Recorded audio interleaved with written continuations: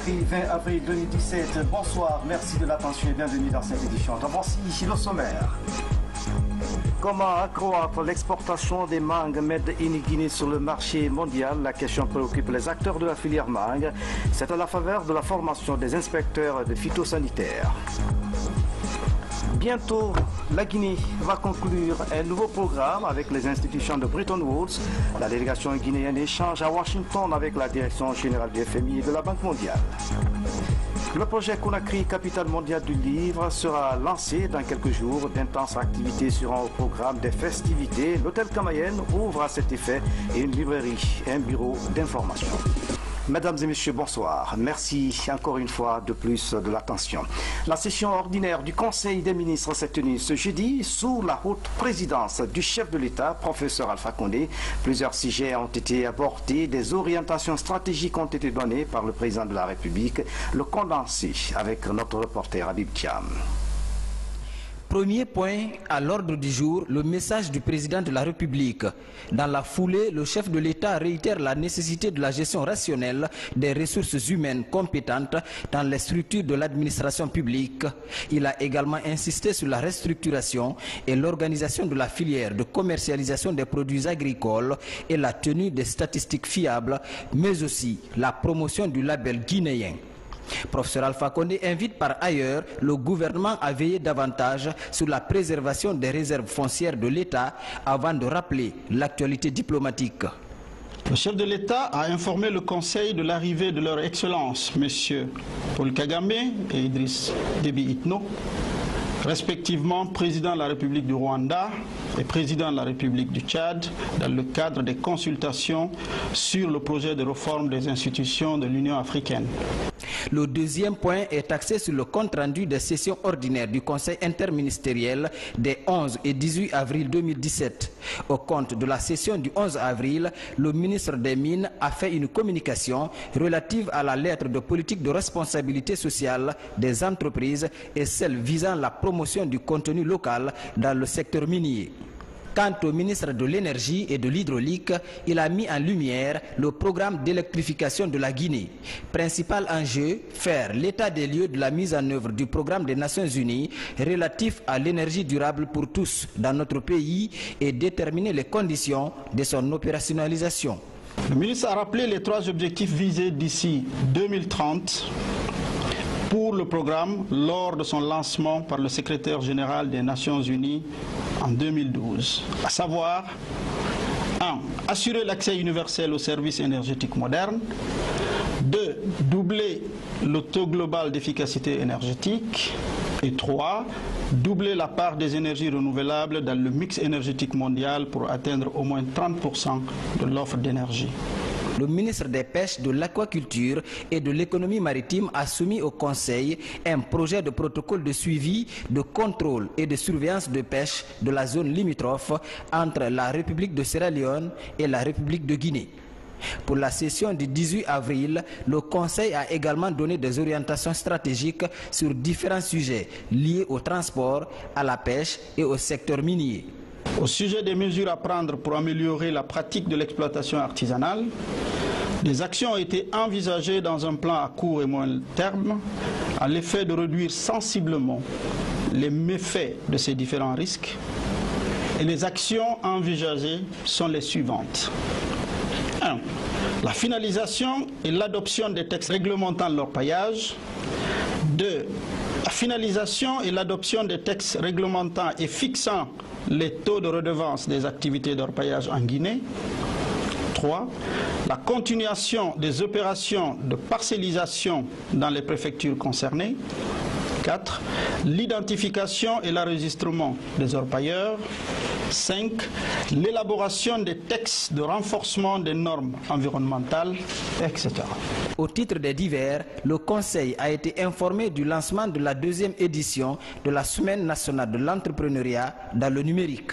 Ces différents sujets ont eu pour point de chute l'actualité nationale et africaine, présentée de long en large par le président de la République. La formation des inspecteurs phytosanitaires à Conakry, une initiative de la filière mangue à travers le ministère du Commerce. Il s'agit de renforcer les capacités des services de contrôle phytosanitaire en vue de contribuer à l'accroissement des exportations de mangue made in Guinée sur le marché international. Falilou Diallo signe ce reportage. Avec un potentiel de production estimé à 100 000 tonnes par an et une quantité d'exportation de 30 000 tonnes de mangue fraîche, la filière occupe plus de 30 000 acteurs du monde agricole. D'où cette rencontre de Conakry pour élaborer des procédures de contrôle des exportations, notamment la mangue. Et les inspecteurs phytosanitaires constituent la cheville ouvrière de cette opération. Nous avons jugé utile de faire en sorte que tous les inspecteurs de qualité qui sont concernés pour délivrer des certificats qui doivent accompagner ce produit à l'exportation puissent avoir leur capacité renforcée. Donc connaître effectivement quelles sont les réglementations à la matière, connaître effectivement quelles sont les procédures qu'ils doivent faire pour contrôler, certifier et accompagner les produits à l'exportation. Nous ne voulons plus qu'un produit guinéen soit refusé. L'année passée, en 2015, on a eu déjà 2 cas de notification. Nous voulons cette fois-ci que tous les produits qui passent en Guinée soient contrôlés et vérifiés. Au regard de la qualité de mangue de Guinée, des conditions de vie des communautés vivant dans les zones de production, force est de reconnaître qu'il existe des défis à relever. C'est en cela qu'une étude diagnostique du système de contrôle officiel pour la mangue fraîche a été élaborée. Le problème chez nous, nous produisons, mais nous n'avons pas la qualité. Il faut respecter les 5 piliers à l'export. C'est un des piliers sur lesquels nous sommes aujourd'hui. C'est la qualification du système par nos agents d'inspection et de contrôle pour que le produit soit un produit de qualité sur le marché international afin que nos concurrents puissent retrouver encore le label Guinée avec le fruit qui a une saveur exceptionnelle. Pendant 3 jours, ces inspecteurs venus des régions de Kankan et de Kindia vont faire l'état des lieux pour mieux qualifier le dispositif d'inspection et de contrôle, mais également fournir les orientations à la prise de décisions qui contribuent au développement des exportations de mangue de Guinée sur le marché international. Dans l'actualité encore, les préparatifs du trentenaire de l'Académie régionale des sciences et techniques de la mer vont bon train. Après Abidjan, la délégation guinéenne s'est rendue au Congo-Brazzaville pour explorer de nouvelles pistes de coopération maritime avec les pays membres de cette organisation. Suivez le compte-rendu de Fodé Camara. Avec une magnifique vue panoramique sur la lagune ébriée, à la périphérie d'Abidjan, l'Académie régionale des sciences et techniques de la mer offre depuis 30 ans des opportunités de renforcement de capacité à l'élite francophone du secteur portuaire et de l'industrie maritime. Un patrimoine de 15 pays, dont 8 sont membres du conseil d'administration, notamment le Gabon, le Togo, le Bénin, le Burkina Faso, la Côte d'Ivoire, la République démocratique du Congo, le Congo-Brazzaville et la Guinée. Le personnel maritime et portuaire guinéen est vieillissant et notre vision, c'est de former les jeunes pour la relève. La Guinée a formé 33 cadres depuis que je suis directeur de la marine marchande. À nos jours, nous devons aussi envoyer 20 cadres pour compléter à 53.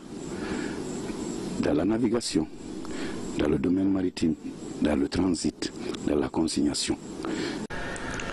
Après 30 ans d'aventure humaine et de combat pour le professionnalisme, aujourd'hui le président du conseil d'administration de l'Académie régionale des sciences et techniques de la mer et son homologue du Congo-Brazzaville comptent explorer de nouvelles pistes de coopération pour renforcer l'intégration entre les 15 pays membres. On est obligé de se donner la main, nous les pays africains, non pas pour rattraper le retard que nous avons accusé ou atteindre le niveau des autres États, mais tout au moins, il ne faut pas quand même accepter de creuser davantage, n'est-ce pas, la différence qui est entre ces États et nous. Nous sommes membres de l'Organisation maritime de l'Afrique du Centre et de l'Ouest, et déjà dans ce contexte-là, nous avons plusieurs relations de coopération, et aussi, il y a aussi le MOU d'Abuja, mais particulièrement entre la Guinée et le Congo, il a annoncé, nous pensons que nous allons établir beaucoup de relations bilatérales. Au-delà du trentenaire de l'Académie régionale, placé sous l'égide du président Denis Sassou Nguesso, ce nouvel axe de coopération va renforcer le sentiment d'héritage commun, si cher aux pères des indépendances qui ont posé les premières pierres de l'Académie régionale des sciences et techniques de la mer. À Conakry, signature de partenariat entre la Direction nationale de la citoyenneté et les acteurs de la société civile avec à la tête le balai citoyen. Objectif, vulgariser le contenu du livret du citoyen, mais aussi éduquer et sensibiliser les citoyens en vue d'obtenir le Guinéen modèle. Un reportage de Fatimatou Diallo. En Guinée, la notion de civisme reste encore non maîtrisée par la plupart des citoyens. Pour renforcer la connaissance et le respect de la notion, une campagne de vulgarisation du contenu du livret citoyen est lancée. Le ministère de l'Unité nationale et de la citoyenneté et la cellule du balai citoyen signent un partenariat. L'accord vise à sensibiliser les populations sur les droits du citoyen. La multiplication de ce livret de citoyenneté servira de vulgariser à une grande échelle. Environ, nous aurons 50 000 copies que le balai citoyen fera à fonds propres à travers un partenaire basé à Abidjan qui au fait a décidé de nous épauler pour rééditer 50 000 copies avec nos partenaires de terrain, nos structures membres. Nous serons là dans les écoles, dans les maisons de jeunes, à échanger avec les jeunes, les femmes, les notabilités, afin que chacun dans ce pays puisse jouer sa partition. Ce manuel appelé livret du citoyen est le rappel de quelques notions de citoyenneté largement évoquées lors de la première édition de la Semaine de la citoyenneté tenue en novembre dernier. Il enseigne aux citoyens leurs responsabilités envers la nation pour la construction d'un état de droit au bénéfice de tous. C'est un combat dur, difficile, compliqué. C'est quand même la création d'une nouvelle culture à laquelle notre pays n'est pas habitué. Hein. Il faut faire en sorte qu'émerge en Guinée une culture bien sûr de droit et de liberté, et que la société soit fondée sur le principe de l'état de droit, mais que dans cet état de droit, il y ait aussi des individualités qui soient de responsabilité, et que nous puissions être conscients de nos responsabilités vis-à-vis de l'État, vis-à-vis de la société, mais aussi vis-à-vis d'autres personnes privées, faire en sorte que nous puissions construire une société de destin commun. Pendant 10 mois, les acteurs du balai citoyen tiendront des séances d'information et de sensibilisation dans les différents lieux publics. L'initiative devrait renforcer la politique nationale de citoyenneté prônée par le gouvernement pour le respect des droits et devoirs de tous. Et puis dans le même registre, le projet d'appui à la participation des citoyens au processus démocratique et à la gouvernance locale a été lancé. Objectif, inciter les acteurs locaux à s'impliquer dans le développement à la base et à l'amélioration de la gouvernance en Guinée. Ce projet est piloté par le consortium Aide Guinée. Les précisions avec Ablaye Diallo. Le manque de concertation entre élus locaux et citoyens à la base paraît comme un handicap majeur pour le développement à la base. C'est du moins le constat de la société civile. Pour améliorer ce cadre de concertation, les acteurs de l'institution lancent un projet d'appui à la participation des citoyens au processus démocratique et à la gouvernance locale. Il vise à inciter les acteurs locaux à mener des actions concrètes pour le bien-être des populations. Une façon de permettre aux citoyens d'avoir des instances d'échange avec les élus, de contrôler un peu ce que les élus font pour pouvoir rendre compte, donc de permettre à la société civile d'être auprès des citoyens et des élus. Les communes de Conakry sont les premières cibles de ce projet. Une fois outillés, ces acteurs locaux sont appelés à faciliter la compréhension des enjeux et l'importance des élections locales, ainsi que le processus de décentralisation. Ce lancement est une belle initiative qui permettra à tous les acteurs du processus de démocratisation et de gouvernance locale d'avoir des outils de redevabilité afin que chaque citoyen qui payent les impôts doivent être au courant des investissements qui doivent être réalisés dans le cadre de la mobilisation de ressources au niveau de nos collectivités locales. Pour les participants, cette rencontre constitue le point de départ d'un processus visant à améliorer les méthodes de gestion des collectivités décentralisées. L'autre temps fort de cette édition, bientôt la Guinée va conclure un nouveau programme avec le FMI à travers une lettre adressée à la direction générale de l'institution. L'État guinéen exprime officiellement son souhait d'obtenir un nouveau programme. À ce propos, une mission du FMI de la Banque mondiale est attendue à Conakry pour entamer les discussions avec le gouvernement. De Washington, voici la correspondance de Fatoumata Sabora.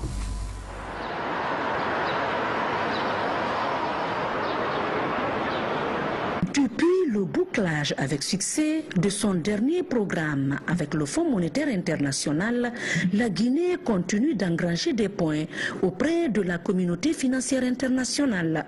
À la demande solennelle du pays d'un nouveau programme, les responsables du FMI émettent un avis favorable.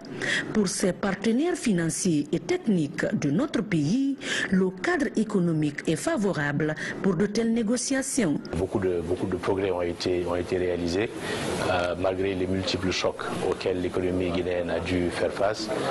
Je cite en particulier la baisse du prix des matières premières, mais également l'épidémie Ebola, donc qui a retardé les efforts du gouvernement. Mais je crois que si la cadence qui a été la cadence des dernières années se maintenait, les perspectives économiques et financières de la Guinée sont prometteuses. La Guinée compte sur cette 9e facilité élargie de crédit pour la mise en œuvre de son programme de développement économique et social. Un ambitieux programme qui, au finish, devrait booster la croissance, transformer l'économie et la diversifier. Nous souhaitons également mettre à profit cette semaine ici pour entamer des discussions plus techniques et nous l'espérons pouvoir recevoir une mission très prochainement du FMI pour pouvoir commencer les analyses nécessaires qui devront nous permettre d'élaborer un programme. Nous souhaitons que ce programme soit vraiment taillé sur mesure pour la Guinée. Nous avons énormément besoin d'infrastructures énergétiques, les routes, nous en avons un besoin cruel pour justement promouvoir cette croissance forte, inclusive et durable.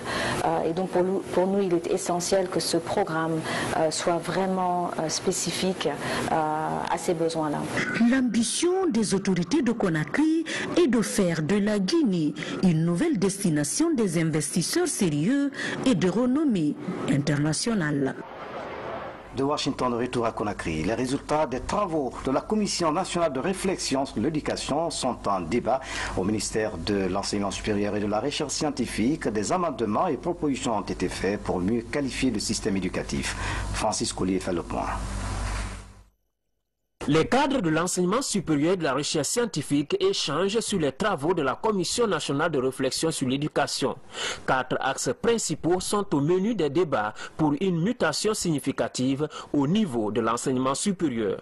La gouvernance du système, l'amélioration des conditions de vie et de travail des formateurs, l'amélioration de la qualité de l'enseignement et le passage du budget de 3,8% à 6% du PIB ont focalisé les échanges. Nous avons échangé pour puiser la substance de leurs critiques et amendements et nous pensons que nous pourrons dans les jours à venir intégrer quelques-unes de leurs remarques retenues consensuellement. Les échanges sur des questions entre les sous-secteurs du système éducatif ont parfois été houleux. Toutefois, les participants s'accordent sur l'essentiel de la réforme engagée pour hisser l'enseignement supérieur guinéen parmi les plus performants. L'État veut faire en sorte que nous atteignions au moins dans un premier temps le classement sous-régional. Pour être plus précis, des sous-commissions vont approfondir les réflexions assorties des étapes d'exécution de cette vaste réforme au sein du système éducatif guinéen.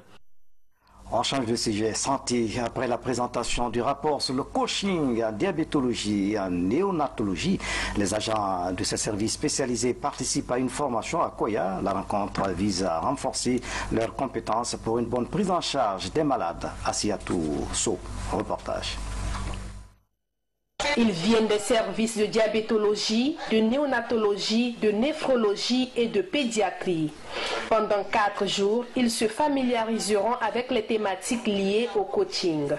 Une approche d'accompagnement personnalisée qui permettra à ces différents agents de santé de développer leurs compétences dans leurs services respectifs. Je vais renforcer leur pratique s'ils sont déjà coachs ou les aider à commencer une pratique de coach, mais toujours en clarifiant les techniques, les démarches. Pour mieux assimiler les programmes sur le coaching, des travaux de groupe ont été initiés. Une démarche appréciée par les participants. C'est la première fois que je suis une telle formation et j'aimerais qu'à la fin que je sache au moins guider une personne qui a une difficulté dans mon service. Je m'attends à acquérir quand même beaucoup de choses.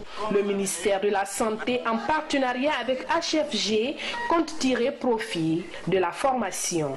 Non, à l'issue de cette formation, nous voulons donner des compétences au cadre du ministère de la Santé dans un esprit de décentralisation et de déconcentration des services, et surtout spécialisés. D'autres formations différentes seront organisées à l'intention du personnel de santé sur le coaching.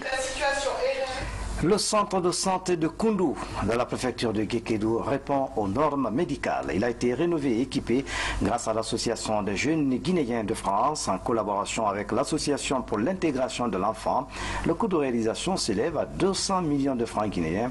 Les habitants de Koundou expriment leur joie dans ce reportage de Valérie Manet.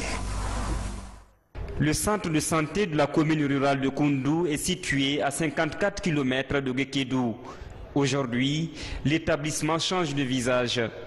Il est rénové et doté de plusieurs équipements et infrastructures modernes, comme cette pompe photovoltaïque qui permet d'alimenter désormais ce château d'eau de 5000 m3 et ces 2 motocycles réservés au transport des femmes enceintes des villages environnants. Une action rendue possible par l'Association des jeunes guinéens de France.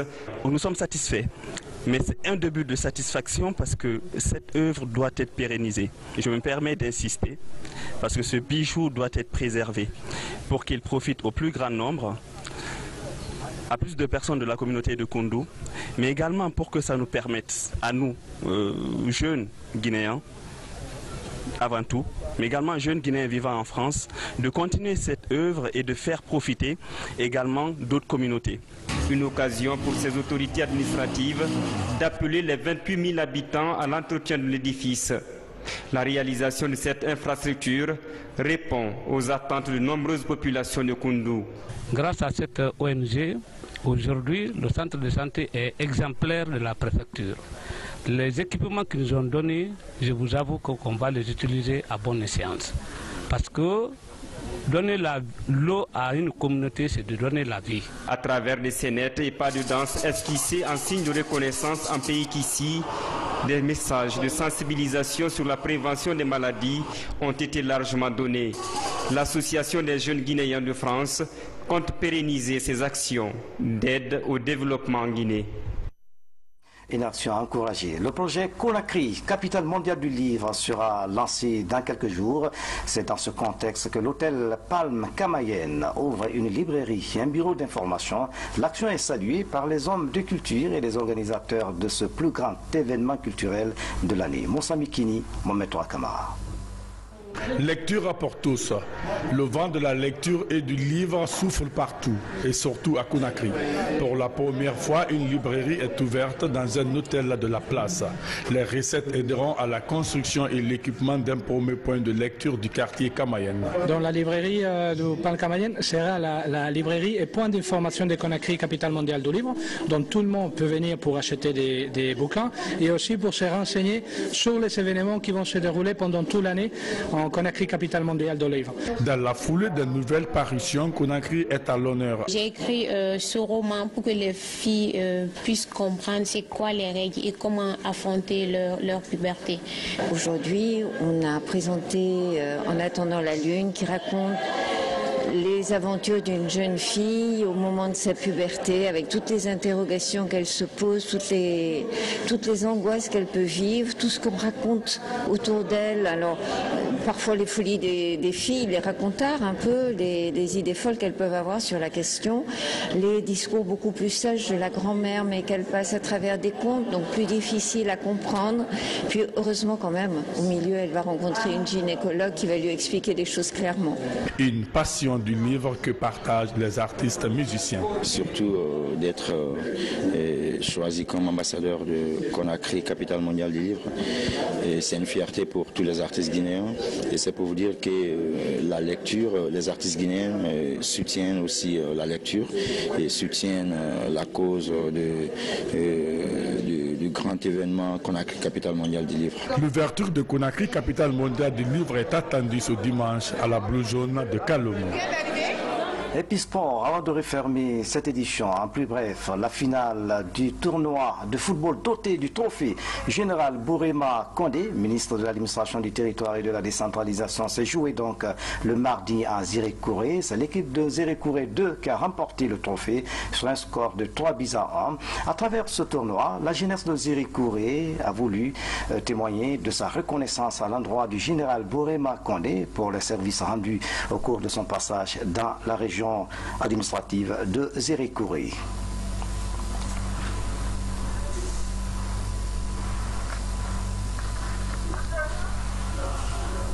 Voilà, c'est la fin de cette édition à tous. Merci de nous avoir suivis. Excellente soirée où que vous soyez dans le monde. À bientôt.